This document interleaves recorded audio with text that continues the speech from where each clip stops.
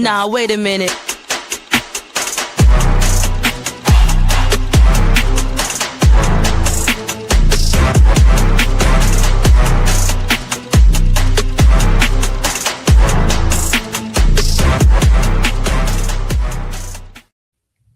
Well, a big happy Saturday to everybody, and welcome to the Faction Reloaded. Of course, I am Gerard Bonner, and there's just always so much to talk about. And so, thankfully, I'm not alone. I've got the good councilman with me, Councilman Farrow. How are you, kind sir? I'm not well. I'm sick of Lovely and James not being here when my shit talking is at an all-time high this week, and no one's here to check me and bring me in. Oh boy. Well, they may join us at some point. I don't know. We'll see. But returning, of course, is the one and only Wrestling with Honey. Honey, how are you? Buzz, guys. I missed y'all. I'm so sorry. I've been away for too long, but shouldn't have left you without a dope beat to step to. And I'm there. Here. It is, and the beat is working for sure. Now you've been busy, and if anybody's been following you on the socials, they know what I'm talking about. But for those who don't, this weekend's a big weekend in New York City. Not just because of Saturday night's main event tonight, which we'll get into, but that's all an extension of Fanatics Fest, which has taken over New York City. And if my memory serves me correctly, this is the second consecutive year that you've made your way to Fanatics Fest. Yes. So tell us about your Fanatics Fest experience, because I saw some really cool things on the socials. Yeah, man, it was so great. It was kind of unexpected.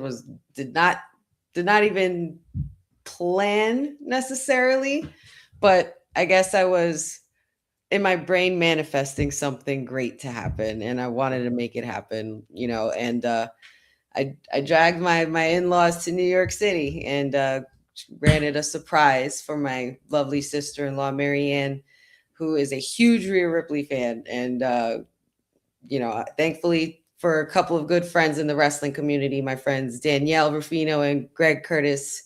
Big shout outs to them because they really hooked us up and looked us out.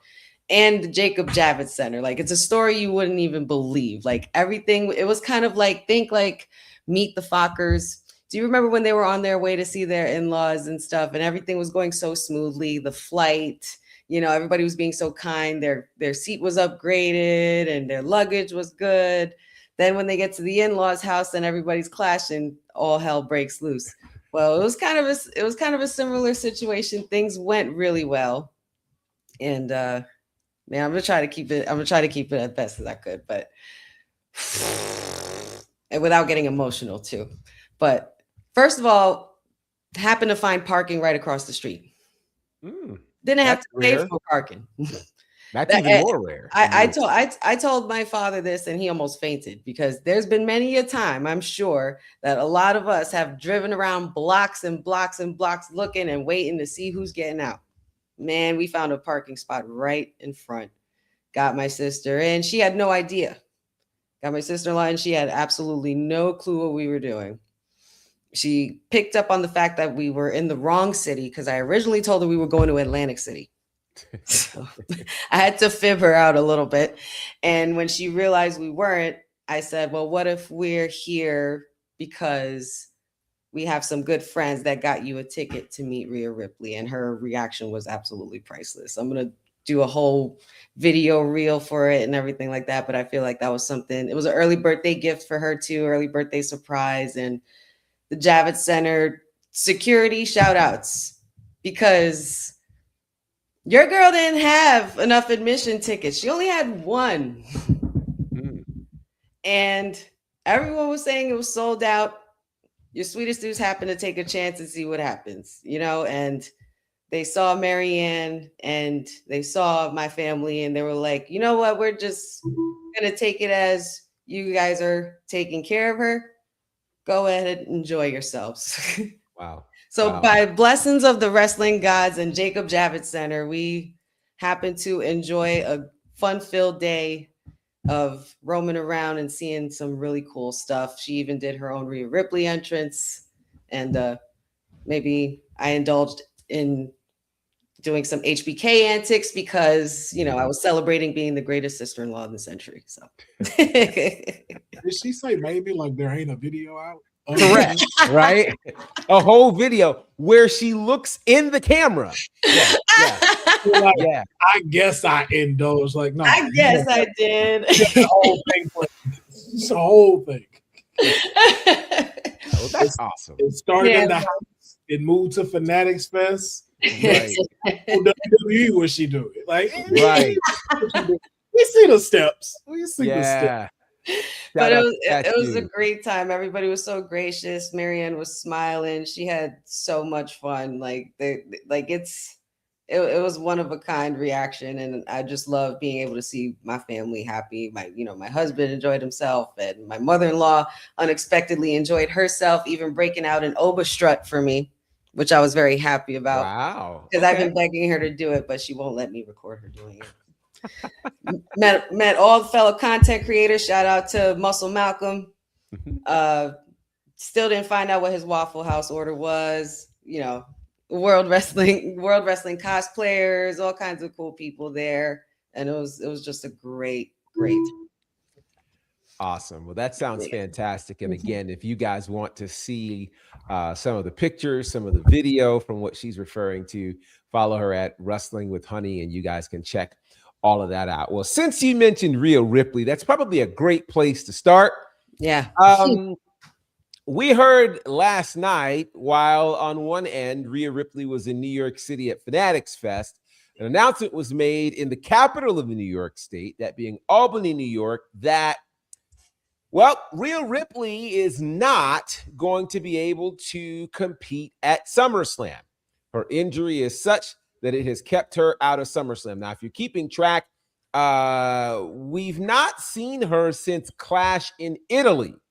That was the last time we saw her, which was back in May. It is now July, soon to be August. No Night of Champions, no Saturday night's main event tonight. So Rhea Ripley will not be competing at SummerSlam. Instead, we're going to get a 5-woman ladder match for the, interim WWE Women's Championship. So your immediate thoughts upon hearing this announcement. We'll start with you, Councilman. What did you think?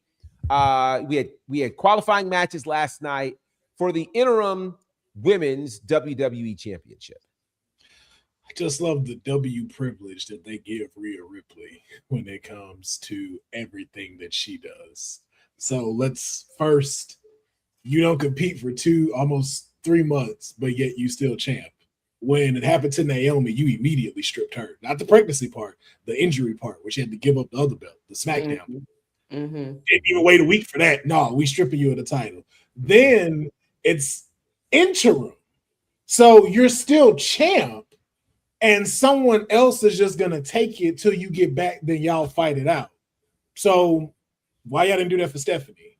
Why was that not done for Naomi? Why wasn't that done? Why it always seems like, man, there's such special treatment when it comes to her. Like, I would think, if I'm injured, I give up the belt. I come back, work my way to a championship title. Or even too, like if you're as popular as Rhea Ripley, you come back and you get the rematch for the belt you never lost. Another example. There was no interim champion when Seth got hurt. But somehow, for Rhea, no, we got to keep the belt on her. Says a lot about you. Says a lot about your women's division that you're pertaining to. Says a lot about creative, which is a lot. That's probably what we're going to talk about today. But I like to see that it's, hey, we're going to crown someone. That's about it. Then the next thing was it's a ladder match. First off, why are there only 5 people instead of 6? So then that means someone's going to be at a disadvantage in this match because 2 people will fight each other at the same time, and then one is kind of just jumping around. Like, find that kind of odd, which must mean someone's going to get an extra spot in this. Is what I feel like. Because am I tripping? Like, I've never seen a ladder match where it's uneven. it's always been like even numbers for them to be able to at least fight one another, to fight each other, to climb, to get to the top. Otherwise, it's like, okay, I'll let them two fight, put the ladder up, and then I'll just go up. Seems just a little fishy to me. But I think it'll be an exciting match just because my client is in it. Glad to see Jade in it. But I don't know. It just doesn't sit right with me. Doesn't sit right with me just yet. Any thoughts on Rhea Ripley retaining the championship and an interim women's champion? Honey. I feel like this, and it says no, this isn't, again, this is for creative sake. Like, I feel like they're dumbing down the aura of Rhea by doing this. I feel like it would make a better story for Rhea to forfeit yet again, announce it, give it to Aldis, and then, heal from her injury, rest, because we've talked about this weeks before, and even on Kayfabe, Councilman, that, I felt like they're making this girl do too much, and lo and behold, she's injured, and now we have to put her on the back burner for a bit and then bring her in for interim. I feel like you get a better story with Rhea coming back and just wailing on everybody when she comes back. Like, you know what I mean? Like, just jumping from behind, attacking backstage, in the locker room, just everybody on site. Nobody's getting their opportunity at this title until I get to it, because that's what I came back for after I gave it up. You know what I mean? Like, I feel like there could have been a much better, that could have been a much better way to keep the aura of Rhea at bay, so that way it doesn't look like, as Councilman said, preferred treatment towards her. You know what I mean? It just looks like, oh, Rhea's one of the top competitors, and she's continuing to rise to the top every time. She always finds a way to bounce back. You know what I mean? But again, this is creatives' lack of creativity. I usually will ask questions first, but I'm going to take a little liberty here and say, very respectfully, how AEW of you? AEW has been known for the interim champion. And those who have followed me, anytime I talk about interim championships, I have the exact same opinion. I do not like the concept of an interim champion. It doesn't help anybody involved. It's not good for whoever the current champion is. And it says very little about whoever should win the title, because now we're calling them a placeholder. Right. I don't like that. I think you diminish the caliber and quality of the championship. Rules are meant to be followed. And so I know in this modern day of pro wrestling, they've done away with the defend every 30 days. They've done away, but I think there had been a hard, fast rule, certainly in WWE, that if you were injured and could not defend the championship, no matter what, we're going to relinquish that title, because everybody deserves to have a champion. It's not the first time Rhea would have been stripped of a title because of injury. Why is it good for everybody else to have to relinquish a championship? Let me tell you how ironic this is. Just earlier this week, as the tribal chief is talking to Seth Rollins as they're promoting their SummerSlam match, the tribal chief says, so what are you going to do? Win the title and get injured again and relinquish it? So if the tribal chief can say that as a rule, what does it look like 4 days later to turn around and say, hey, by the way, we don't know when Rhea will be back. We know for sure it won't be SummerSlam, but it could be a couple of weeks. It could be a couple of months. That's the primary reason why you strip someone of a championship, because you don't know when they're coming back.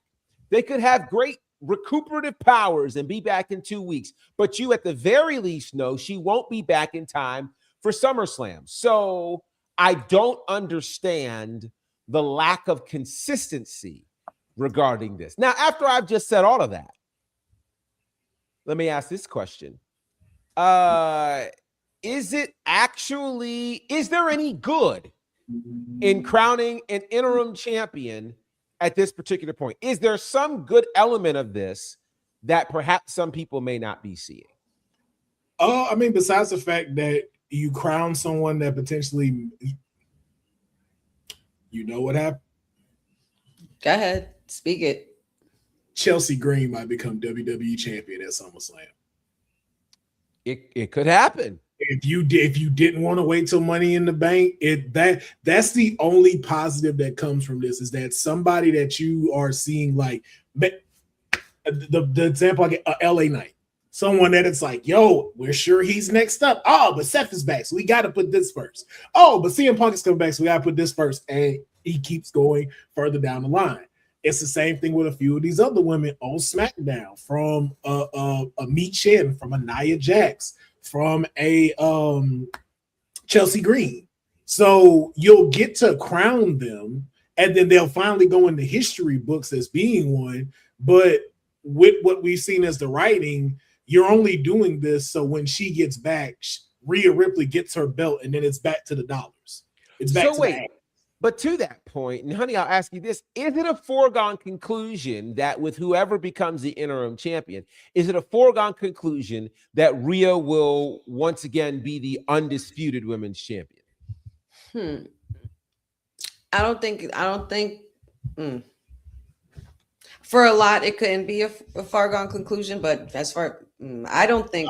Honey, think about it. How many times that girl was supposed to lose that belt, and we were like, wow, they let her win again. Because she shouldn't have won at WrestleMania.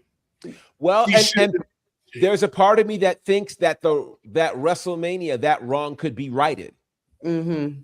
Yeah, I don't think it's a foregone conclusion that she could become the champion again and whatnot. But I just don't think. Like I said, I just think it's a cop-out way of trying to keep her in the title picture. It's like she's. When did it become the fact that, like even with Cody, you notice when he holds on to the title long enough, a lot of people start saying it's getting repetitive, or they're saying that the rivalries aren't hitting the way they usually do. You know what I'm saying? Like, it's just when is it a rule that the favorite had to be champion? They're both bigger than the championship now anyway. So it's like Rhea can always work her way back to being on top, because mommy does always end up on top no matter what. But at the same time, it's just it's the dollars, man. And TKO is more about the dollars and not the substance of a good story anymore, and how to tell it. With the women's division, like, you had a bunch of singles solo stars that have been trailblazing for years now, and you put them in tag teams, and then, ironically, the last interim champion. By the way, our good buddy Sir Femi, Sir Jimmy Femi, Sir Jimmy Femi's in the chat. I see you're in the middle of scintillating conversation. You're James when you're not here. When you don't show up for class, you're James. I will call you Sir Jimmy Femi when you here. But ironically, the last interim champion in WWE was in 2011 at Money in the Bank. Guess who was the interim champion? CM Punk. Oh, that's right. They called him that. Yeah. Technically, John was the interim champion, but they called him that because CM Punk held the belt. Then they gave John the championship, and he technically was still champion. That's where the infamous kiss blowing came. That was the last time we ever had anything with the championship that was interim, and that made sense because of the story. I was okay. You got a story behind this. This makes sense that we have two champions. And we have to decide who's the real one. Yeah. This one don't lead up to that, because even with Rhea coming back, it's like you have not built anybody to beat her. And that's the problem Rhea is running into with creative, is that if you want her to stay on top, that's fine. But her coming back, there's no one on that roster currently right now that y'all have built that makes it believable that Rhea would get toppled. Except Jordan Grace. Jade Cargill. Oh, Jade Cargill. Right now, here's the thing. Jade Cargill right now, we've got to acknowledge Jade Cargill right now is as hot as she's ever been. Mm-hmm. She's wrestling better than she's ever wrestled. Yes. The list of people she has beaten in these last few months, really all year, yes, has been remarkable. Mm-hmm. And now with that said, I'm not crazy about what happened last night between her and Nia Jax, but I think that I don't know who else could possibly realistically win this championship other than Jade, though, because it's a ladder match, it gives space for so many other opportunities to happen, for someone to step in and, walk out as champion. So it's very, very interesting to say that. We also learned last night, and I just don't know if this is because of a 2-hour versus 3-hour SmackDown that they could not tell us last week. But we learned last night that tonight, Saturday night's main event involving CM Punk and Cody Rhodes versus Gunther and Sami Zayn will have a stipulation that if Gunther and Sami Zayn win, they both will be added to the SummerSlam title match, making it a fatal 4-way. We're not long from Saturday night's main event. Do you think that the main event, I'm going to say for either Saturday or Sunday night, or do you think that championship match gets altered yet again? What do you say? Yo, here's the thing I posed to my wrestling group that I talked to. I was like, this is not me hating on CM Punk, but this was my first thing I threw once I heard this, was like, on a scale of 1 to 10, and I'll ask y'all too, on a scale of 1 to 10, honey, how much did you want to see CM Punk versus Cody Rhodes? On a scale of 1 to 10? On a scale of 1 to 10, right now, currently where we are, how much were you like? Was it 1 or was it 10? Like, this is the match I've been waiting for. It was like a 4. Professor, on a scale of 1 to 10. That I've been looking forward to. Now, I think that ship had sailed for me. I had not thought about. I think that was a match. Either while they weren't both in AEW at the same time. So when Punk came over, I think within the first year that was a thought. Though again, he got injured, so that match just was not in my brain at all. And it wasn't for no one else. No one cared. No one was asking for this. No one wanted to see this. Like you said, a couple years ago, maybe. No one cared. And guess what? It didn't sell tickets. It didn't fill in them It didn't fill in them stadium seats. That announcement didn't do jack diddly squat for your ticket sales because no one wanted to see it. No one cared. So now, we have to pivot again, and let's put Gunther and Sami now in it. And now it's a fatal 4-way. So if Gunther wins or if Sami wins, at least it's not this clean victory over Cody and Punk. It's they had to battle for this, and now it can extend even more for the WWE Championship. When, once again, as I asked, why was it not enough for Sami versus Cody? I wanted to see that way more than I wanted to see Cody and CM Punk. So let me ask this, because I know there are, and I don't like to deal with rumors very often, but there is scuttlebutt and talk. And certainly I think we thought this would happen at Saturday night's main event, but it hasn't happened yet. This idea of Gunther and Nick Aldis, does that play into things potentially for SummerSlam? I wanted it at SummerSlam. I won't be mad at it. It was right there. I I will be mad if this fatal 4-way happens. I do not like this idea at all. I don't want another fatal 4-way to determine a champion. Why can't we just have a good old one-on-one, you know, like why I don't understand. Because they figured out CM Punk don't sell tickets outside of Chicago. That's what they found out. That's what this was. You don't sell like y'all be trying to claim he sells. Yeah, I actually think, though, I think that somehow, some way, Gunther and Sammy won't get along enough. And this match, this fatal 4-way threat is not going to be a thing. I really, and I think perhaps Nick Aldis will have something to do with it tonight. Aldis will certainly be blamed, because here's the deal. When you watch back the way Gunther just manhandled Nick Aldis, that ain't like Nick Aldis. Not like him. And the fact that he hasn't gotten a lick back yet, nah, there's got to be a lick back of some way, and it can't just be you fire him. There needs to be hands laid on. And personally, I'd like to see Nick Aldis get a SummerSlam match. He deserves it. Receipts. But then here's my question, though. If it's that, then what happens with Sammy? Here's the thing. I kind of hate to say this. I think Sami Zayn is a casualty of war in all this. I mean, that's the horrible part.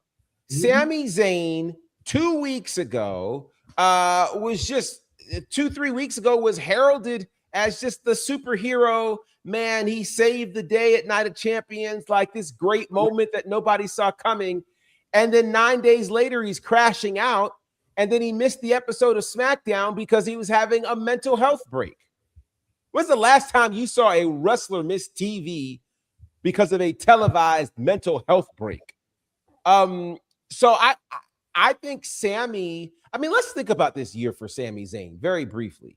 He starts the year off with a title shot at the Royal Rumble in Saudi, loses that, and then goes on this tailspin. Becomes the United States champion a week or two before WrestleMania, might I add, robbing Carmelo Hayes of his well-earned WrestleMania moment.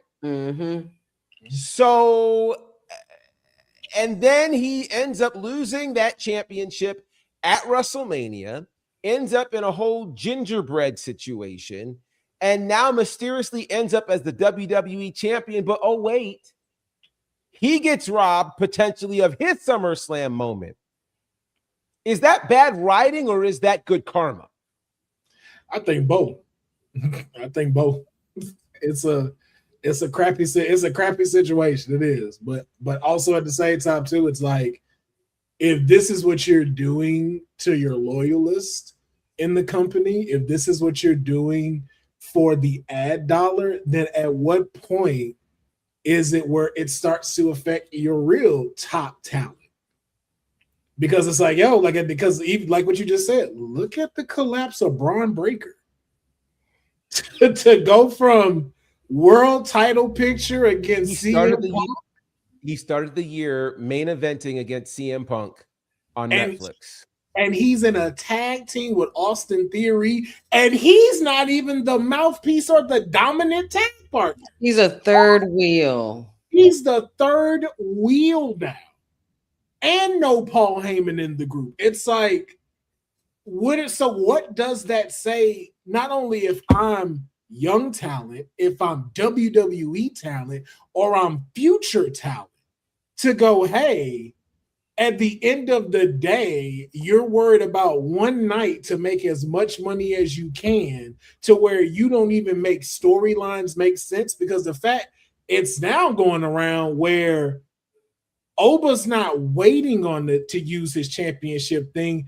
He relinquished it so he could face Brock. Did it? Wait. I thought he put that to the side. I didn't listen to Paul Monday. Listen to what Paul said Monday. That man relinquished his opportunity to have a championship match.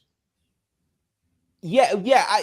I to have it at SummerSlam, I personally think that was an Easter egg dropped. I think that there was mention of that, so that we'll have to come back to that by the end of SummerSlam when he's walking out as the world champion. I'm sorry. I still believe that by the time we end SummerSlam, Obafemi will be standing over either Seth Rollins or Roman Reigns as the WWE champion, being able, or as the world champion, saying, hey, no, I didn't forget about my SummerSlam opportunity. I feel like now that I put Brock behind me, I'm going to go ahead and take advantage of that.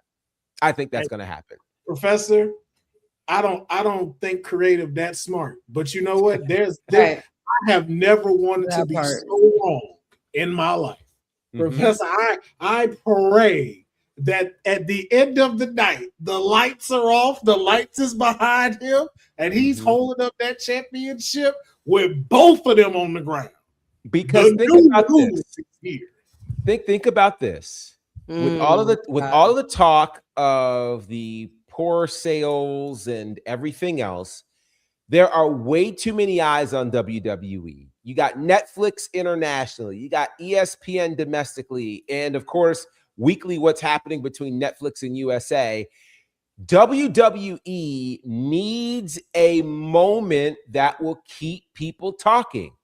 They were talking after WrestleMania about, think about this, during WrestleMania, the Oba Brock situation had hit TMZ.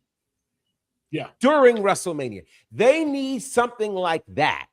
And they haven't had it. So if you can leave SummerSlam with a moment that nobody saw coming, now people go, I wish I had been there. Let me at least get to Survivor Series. Let me get to wherever is next, because I don't want to. It's that whole FOMO situation. I don't want to miss it. Right now, the problem is nobody thinks they're going to miss anything.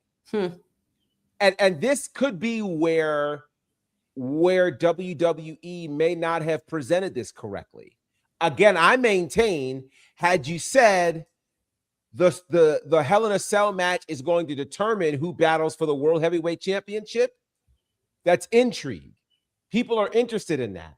People will go to Minnesota because you're dealing with, at least when you're in Vegas, when you're in New York, when you're in New Orleans, you've got a destination that people will want to go to.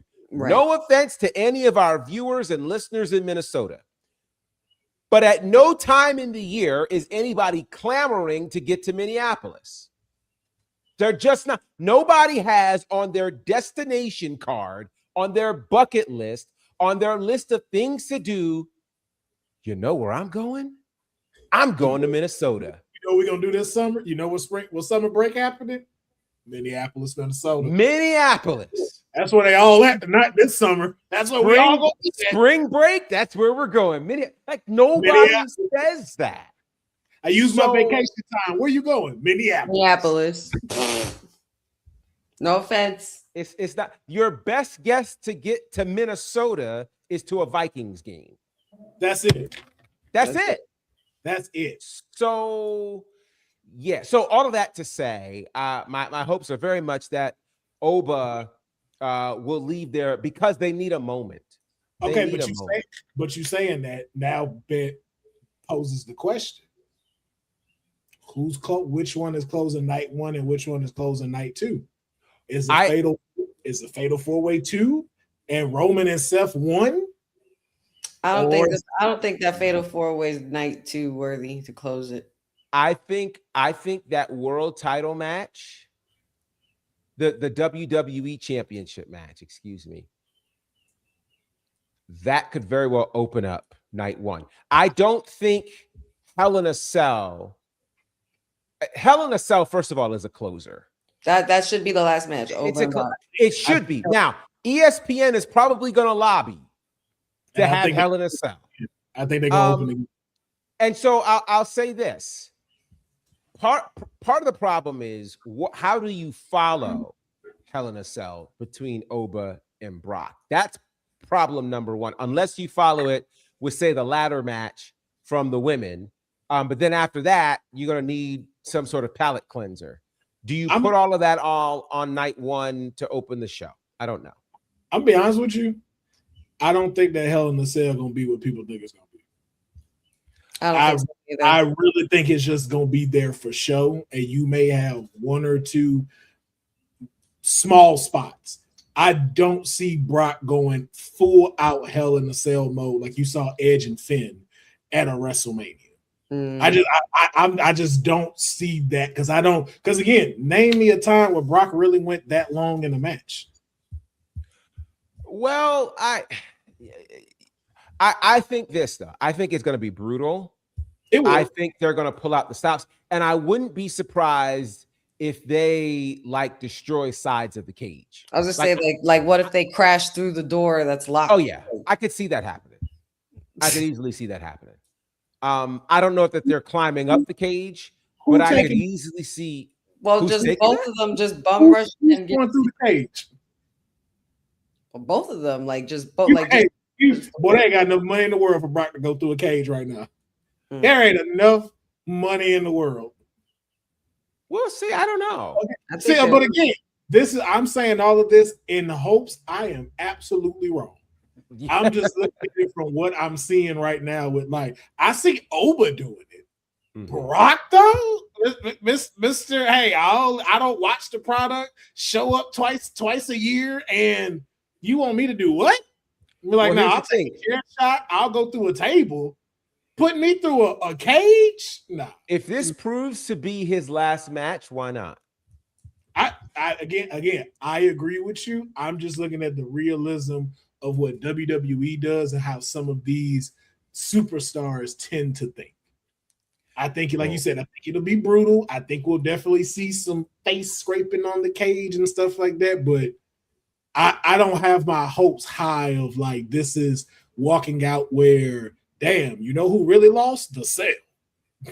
Now I'll say this much: if Brock and Oba end up on ESPN on night one, you can guarantee that Oba ends SummerSlam as world champion.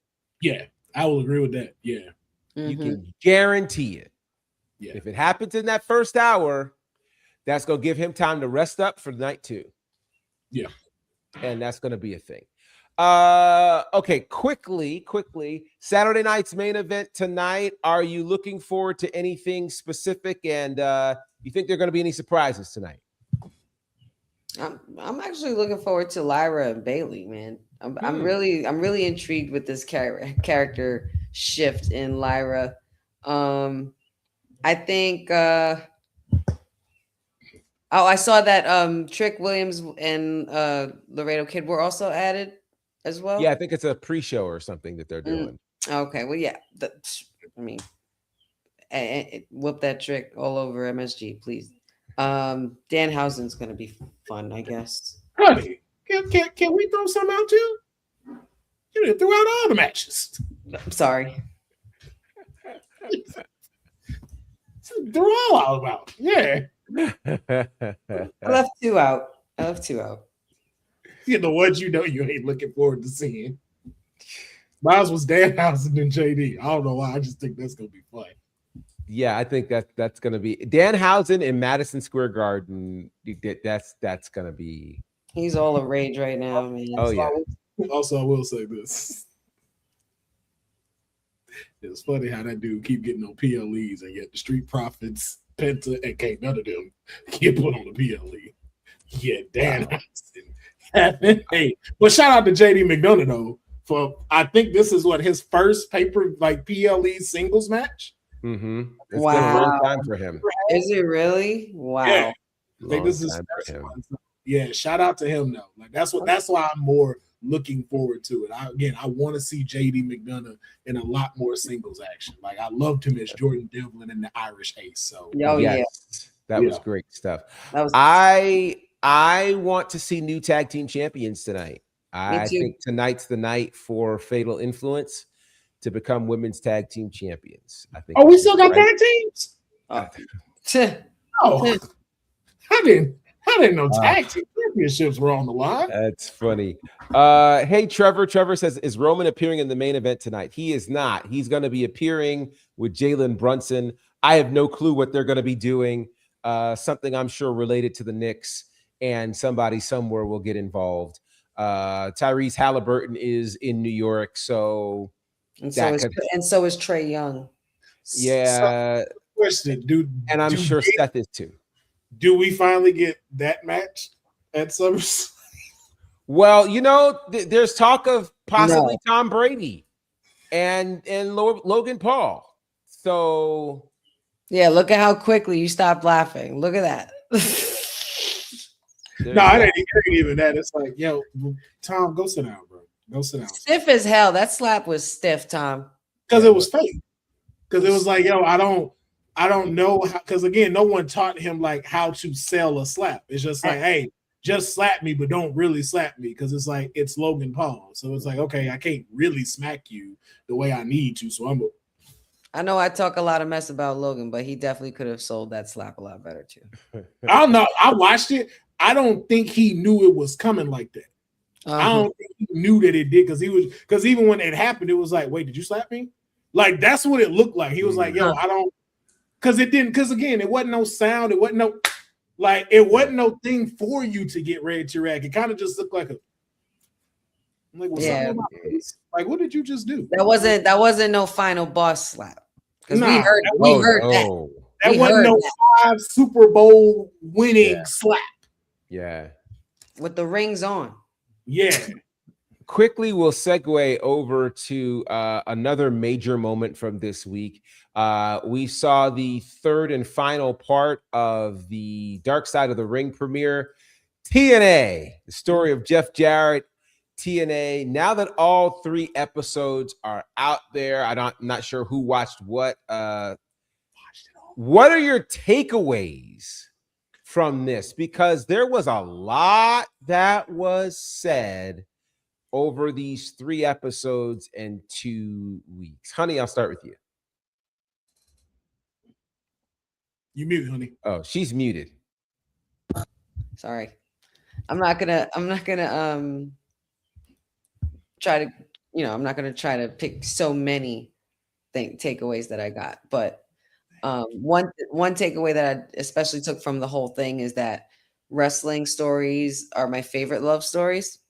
I respect the journey of Jeff Jarrett and the love he had truly for the unselfishness of love for the business from being a child growing up as the son of a promoter, to the struggles and still trying to endure and still trying to find hope and ways to get that business off the ground, to being taken advantage of. Like I think he was so ahead of his time when they briefly showed his WWE before he left, and like his WWE runs before he left. Like he was so charismatic, and I think he had a lot of cool things to give to the business that they overlooked.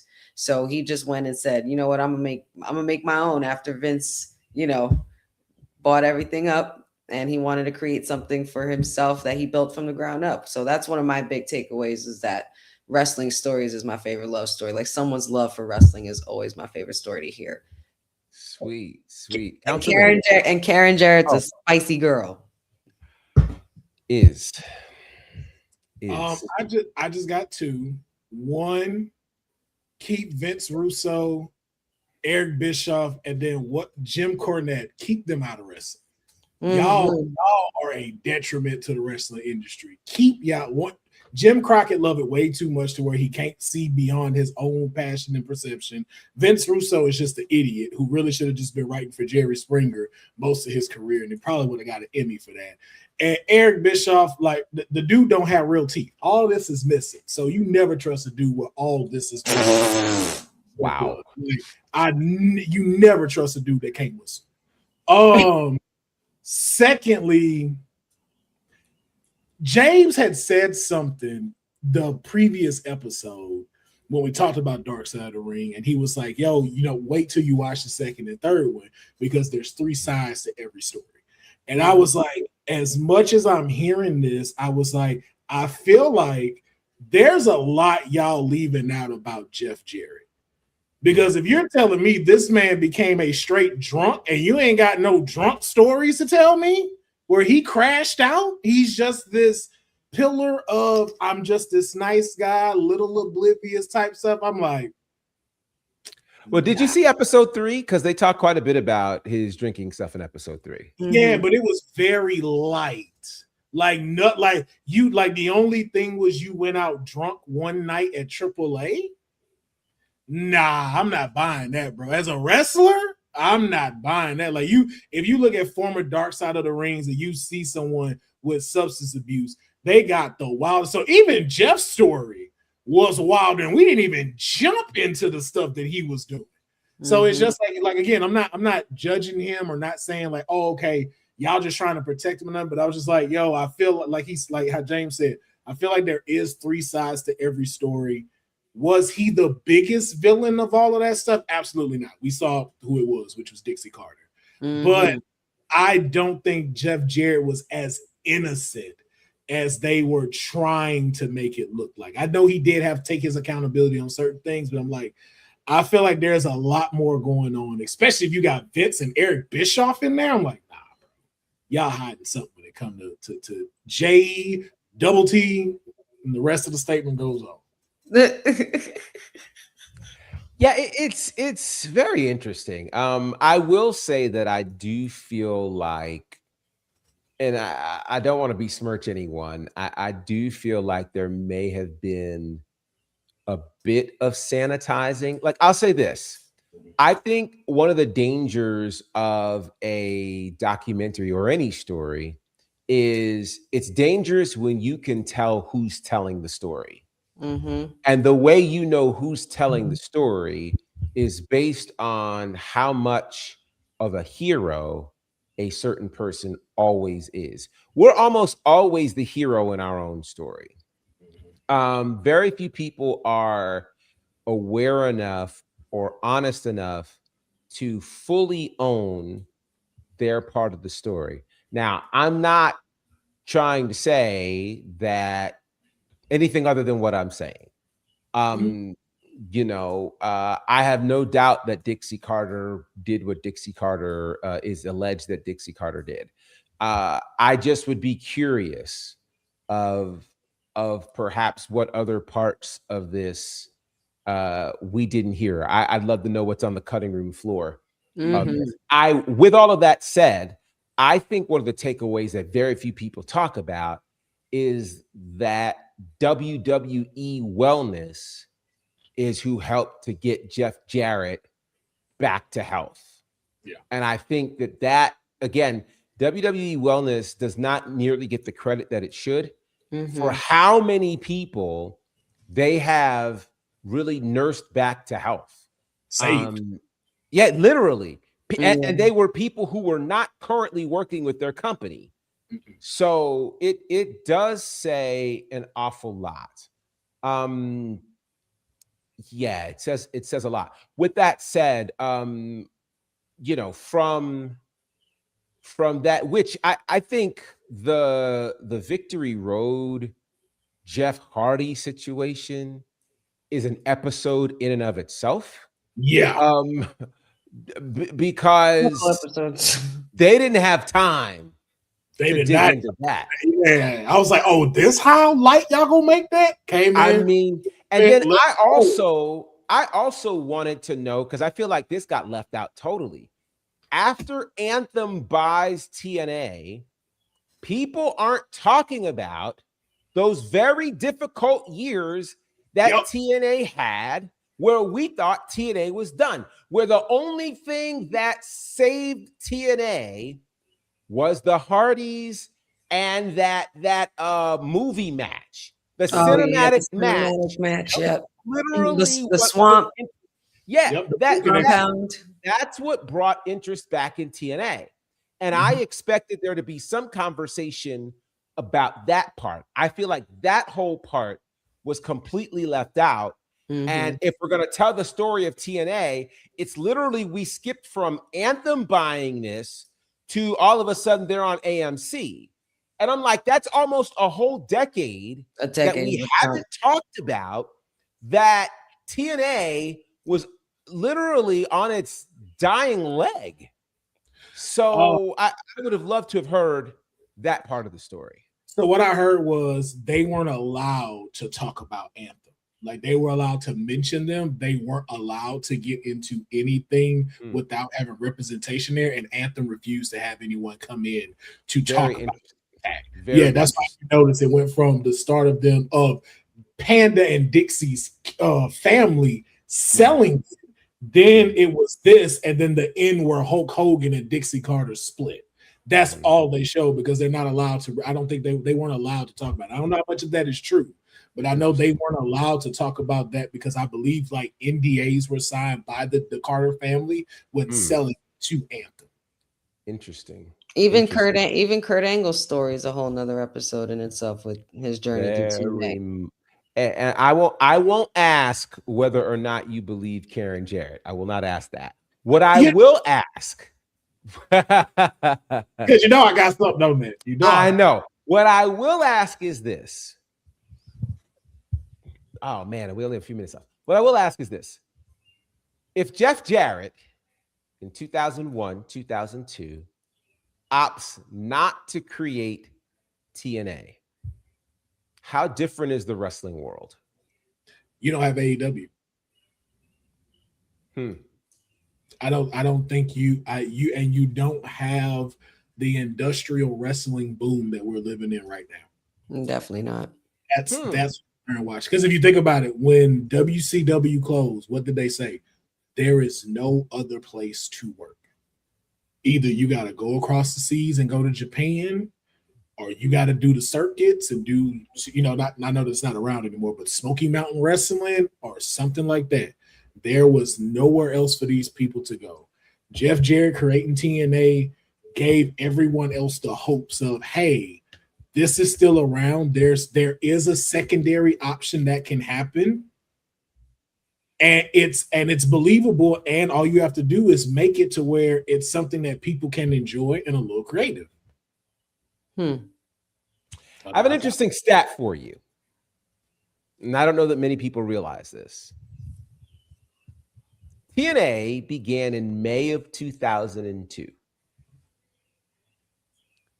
Ring of Honor began February of 2002. I would argue that between if we have to make a comparison between TNA and Ring of Honor and who may have been more important to leading us to the space of the current wrestling state that we are in, it's Ring of Honor for me. Roster-wise, yes. Industry-wise, TNA.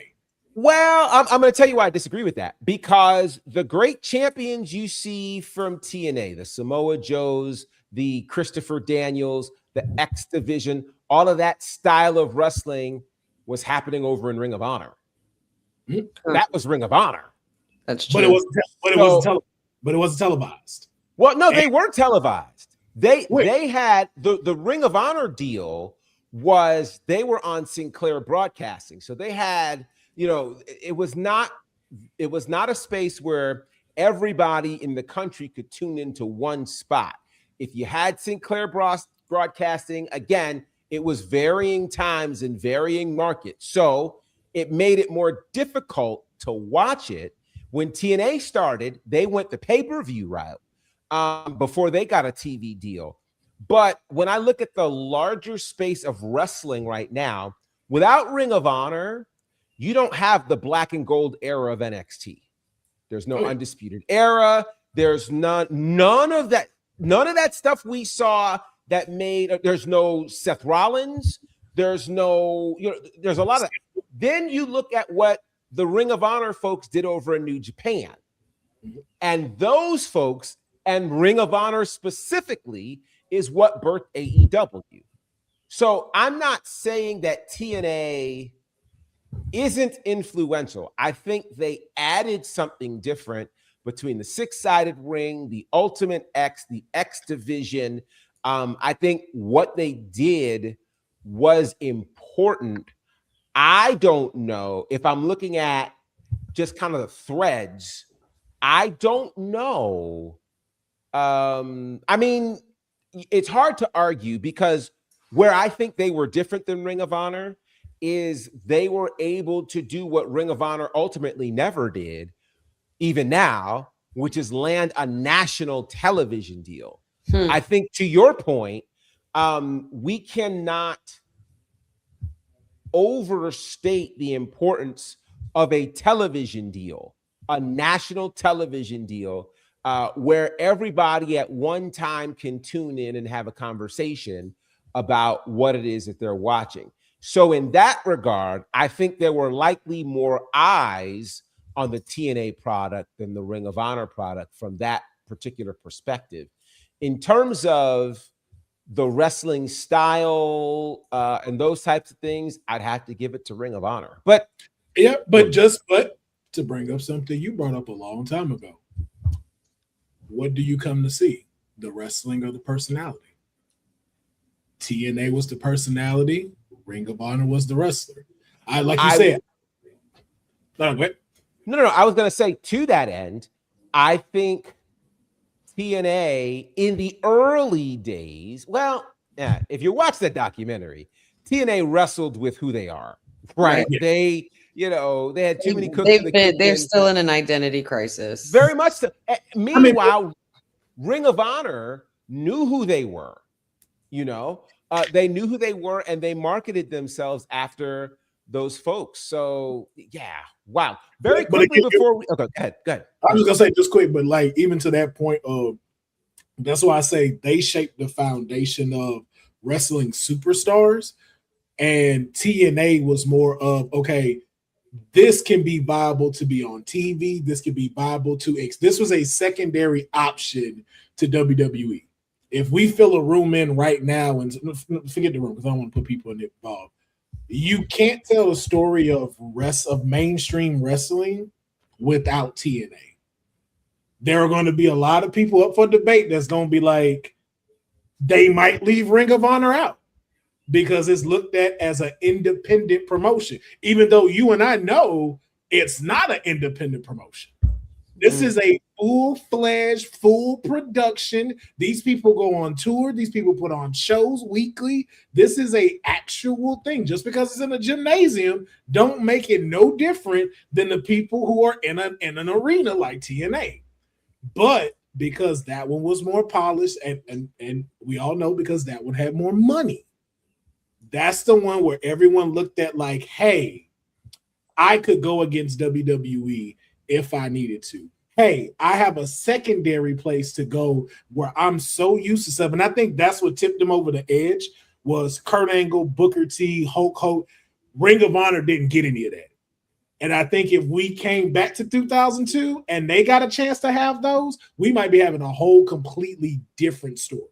Because that's what a lot of people know them for. And that's what it's kind of sad. That it's just like, oh, yeah, man, Kurt Angle was this, Kurt Angle was that. Yeah, but what about the X Division? What about AJ Styles? What about Samoa Joe? What about Red? Like, these are the guys that built awesome. These are the ones that built TNA, not these big brands that came over here later. But that's what a lot of people know TNA for.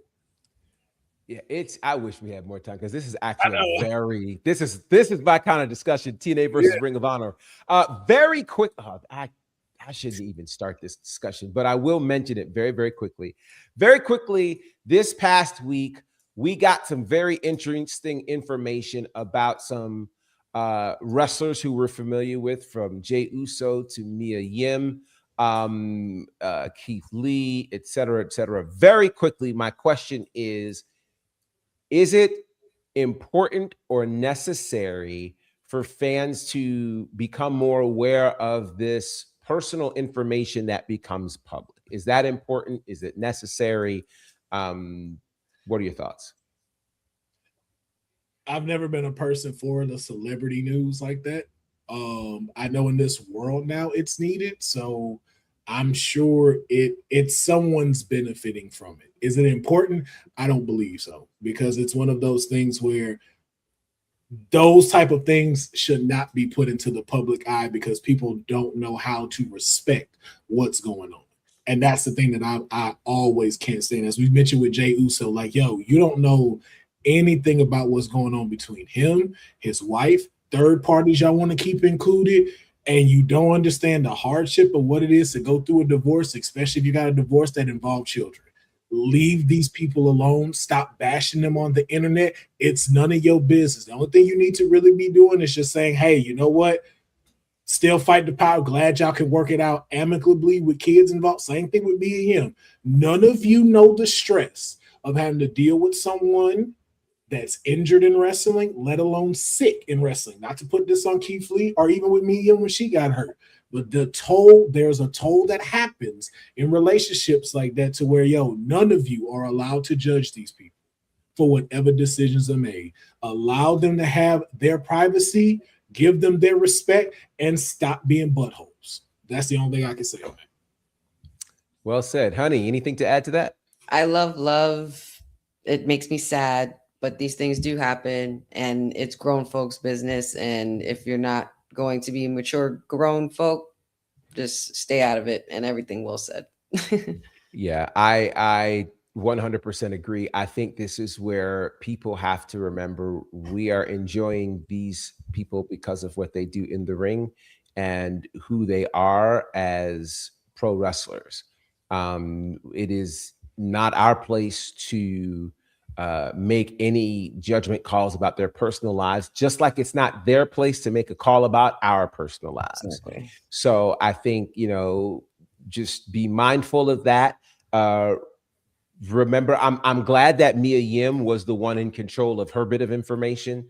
The other information came out via TMZ. And I'll just say, like, we don't look at football for this stuff. We don't look at baseball for this stuff. We don't look at basketball for this stuff. Yep. Let's allow these people who entertain us to be responsible for entertaining us and give them space to handle whatever they got to handle in their private lives. With that said, big night tonight, Saturday night's main event. Kickoff show is likely starting as we speak. So we're going to give everybody space to go check that out. Here's how you can find us all on these good socials. Honey, how can the people find you? All things wrestling with Honey on Twitter, Twitch, Facebook, Instagram. Wrestling with Honey podcast on YouTube. Every Friday night SmackDown. If you guys missed it, check it out. Kayfabe every Thursday. Catch me in Women's Wrestling Talk buzzing every now and then throughout the week as well. All right, Councilman. Yes, sir. It's Will Ferrell, Pharaoh. You can check me out on Arcade Tokens. You can catch me out on my Will Ferrell Twitch and YouTube channels, as well as all socials. Content is coming out every single day. Straight out of a comic book, Kayfabe podcast, live video game streams. So come and support.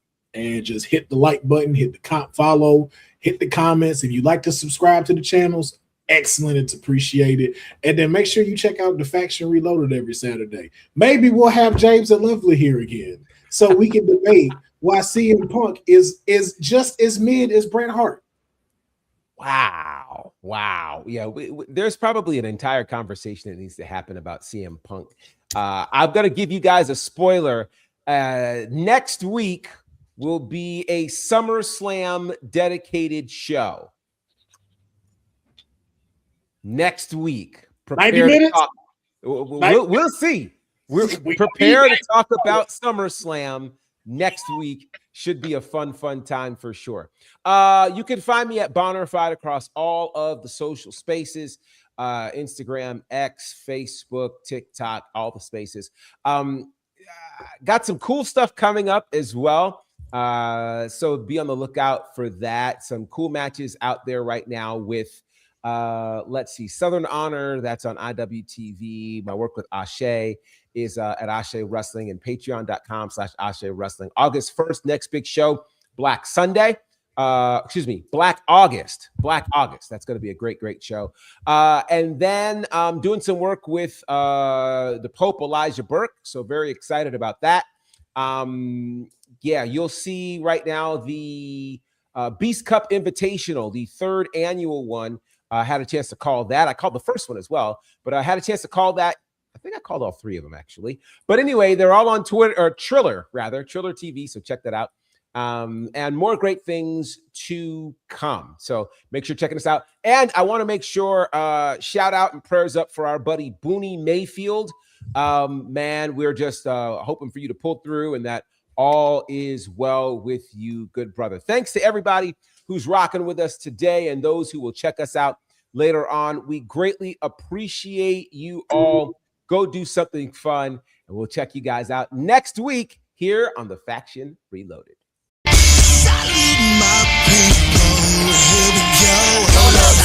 Stop. Nah, wait a minute.